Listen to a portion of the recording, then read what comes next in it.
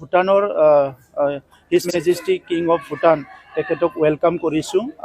আমি দীঘলীয়া এটা বৰ্ডাৰ আমি শ্বেয়াৰ কৰোঁ ভাৰত আৰু ভূটানৰ মাজত আমাৰ বড়োলেণ্ড এৰিয়াৰ বা অসমৰ যিটো বাউণ্ডাৰী সেই এৰিয়াত তেখেতসকলৰ লগত আগৰ সময়ত আমাৰ অঞ্চলৰ পৰা কিছুমান বন্দুকধাৰীসকলে তাত চেল্টাৰ লৈছিলে বা কিছুমান কাৰ্যকলাপ হৈছিলে, সেইটো লৈ পেলাই তেখেতসকলৰ এটা ভয় আছিলে।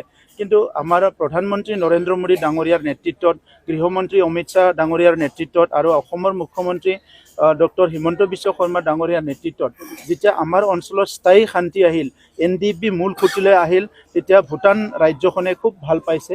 আৰু আমাৰ অঞ্চলৰ পৰা কোনো তেনেকুৱা এতিয়া আণ্ডাৰগ্ৰাউণ্ড বা বন্দুকধাৰী তেখেতসকলৰ টেৰিটৰীত নাই, এই কথাটো তেখেতসকলে খুব ভাল পাইছে। আৰু দৈনন্দিন ক্ষেত্ৰত ক'বলৈ গ'লে আমাৰ বহুত মানুহে ভূটান, দুখীয়া মানুহবিলাক ভূটানত যাই কাম কৰি খায়, ভূটানৰ কিছুমান বিজনেছ পাৰপছত আমাৰ এৰিয়াবিলাকত আহে। চ' এই ইণ্টাৰনেশ্যনেল বৰ্ডাৰটো পিচ কৰি ৰখাটো খুব দৰকাৰ আৰু সেইটো আমি মেইনটেইন কৰিব পাৰিছোঁ। ভাৰত চৰকাৰে, অসম চৰকাৰে সেইটো মেইনটেইন কৰিব পাৰিছে। সেইকাৰণে মইতো ভাবোঁ যে বেলেগ বৰ্ডাৰতকৈ খুব ফেন্সিং নোহোৱা পিচফুল বৰ্ডাৰটো between Bhutan and India. So' সেইকাৰণে আজি হিজ মেজেষ্টি কিং আহিছে, আমি তেখেতক ৱেলকাম কৰিছোঁ আৰু তেখেতৰ ভিজিটটো যাতে সফল হয় ইয়াৰ কাৰণে আমি ঈশ্বৰৰ ওচৰত প্ৰাৰ্থনা কৰিছোঁ।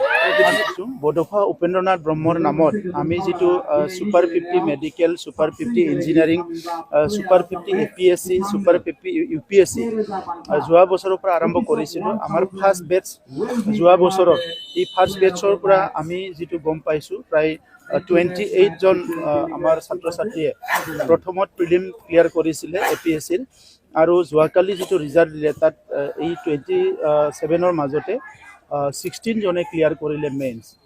সেইটো খুব মানে ভাল লাগিছে। প্ৰথম এটেম্পটোতে আমাৰ BTR অঞ্চলৰ পৰা ইমান পাইছে, আৰু এইখিনি নহয়, আমাৰ কোচিঙত নোহোৱাও বহুত ল'ৰা ছোৱালীয়ে পাইছে, আৰু ছেকেণ্ড বেটছ কোচিঙৰো কিছুমান ল'ৰা ছোৱালীয়ে ক্লিয়াৰ কৰিছে মেইনছ। এতিয়া নতুন এটা পৰিৱেশ আহি গৈছে। BTRত যে শান্তিৰ প্ৰয়োজন আছিলে, আজি সকলো অনুভৱ কৰিছে শান্তি অহাৰ লগে লগে বহুতখিনি আগবাঢ়ি গৈছে। আৰু বড়ো জনগোষ্ঠী হিচাপে, অকল বড়ো নহয়, অইন জনগোষ্ঠীৰো আছে, কিন্তু আমাৰ এইবাৰ মানে অলপ মানে সুকীয়া যে প্ৰায় 133 এতিয়ালৈকে আমাৰ লিষ্ট আহিছে যে মেইনছ ক্লিয়াৰ কৰিছে।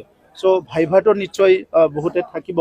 তো সেইকাৰণে আজি এই পৰিৱেশটো আমি যদি সদায় ৰাখিব পৰা যায়, আমাৰ শিক্ষাৰ দিশত বা বিভিন্ন দিশত আমাৰ ছাত্ৰ ছাত্ৰীসকলে আগবাঢ়ি যাব পাৰিব। আৰু এতিয়া সমাজখনৰ এটা গধুৰ দায়িত্ব আহিছে, ৰাজনীতিক নেতাসকলৰ বা আমাৰ সমাজখনৰ, আমাৰ সামাজিক দল সংগঠনৰ, ছাত্ৰ সংগঠন সকলোৰে এটা গভীৰ দায়িত্ব আহিছে যে এই শান্তি যিটো আহিছে এইটো ছাষ্টেইন কৰিব লাগে, চিৰযুগমীয়া কৰিব লাগে। তেতিয়া আমাৰ মাজত শিক্ষা দীক্ষা, অৰ্থনীতি, খেল সকলো দিশতে আমি আগবাঢ়ি যাব পাৰিম।